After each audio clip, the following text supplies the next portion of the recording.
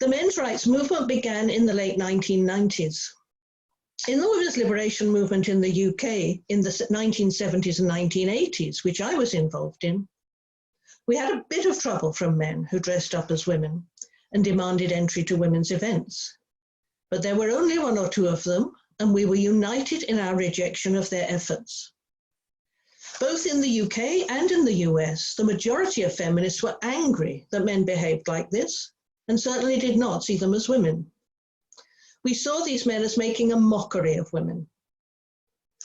Lesbians at that time were not transgendering.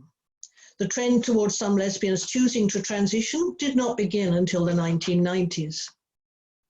There were two kinds of men who cross-dressed. The minority were men who felt that they must be women because they were attracted to other men and too self-hating to love men as men. The majority were heterosexual men who gained masochistic sexual excitement from luxuriating in women's oppression. In the 1970s and 1980s, transvestites began to organize themselves into support groups. And in the 1990s, these support groups became the nucleus of a men's rights movement. The development of the pornography industry stimulated these men and increased their confidence and numbers. The internet enabled them to network.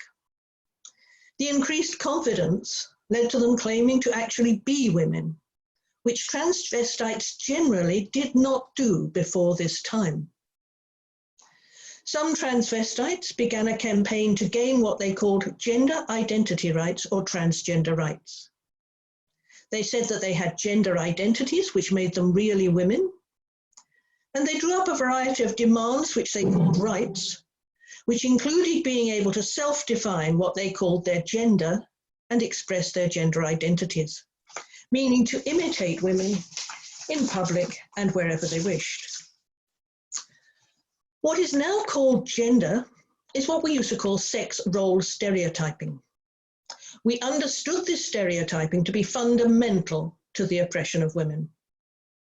Indeed, in 1979, the Women's Convention, the Convention on all forms of on the elimination of all forms of discrimination against women, stated the government should seek to eliminate sex role stereotypes because they were the basis of the oppression of women.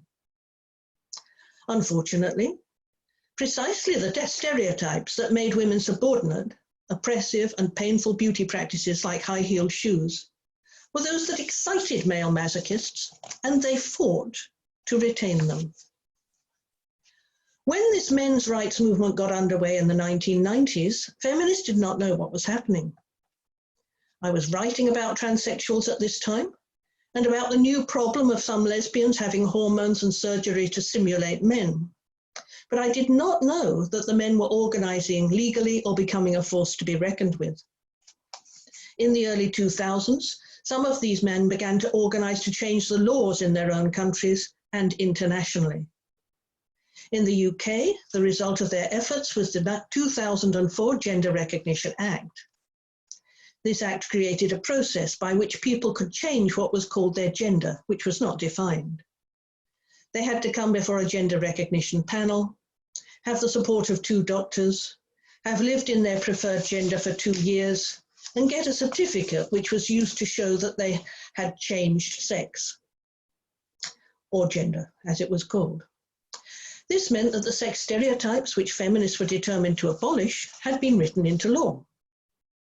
Men who dressed as porn stars or teetered about in high heels and makeup were seen as what women are. I was living in Australia at this time and did not know about the Act until it had gone through. UK feminists were not consulted or aware of this legislation. The transvestites, having achieved so much success, went on to ratchet up their demands. Now they wanted to make it easier for men to get legal status as women by making it possible to self-identify, i.e. a man could just say he was a woman and get all his documents changed with no need for a diagnosis or any process of assessment. I became more and more concerned and started to write about the new UK law and about the terrible harms of transgendering children, which started to develop in Australia and the UK at this time. This was a very low point in the history of feminism, The women's liberation movement and all that it created had disappeared. There was nothing to replace it. For this reason, it was very hard to get women to be concerned about the politics of transgenderism. In a time in which the women's liberation movement was strong, in which feminism was strong, it would not have been possible for men to have these successes.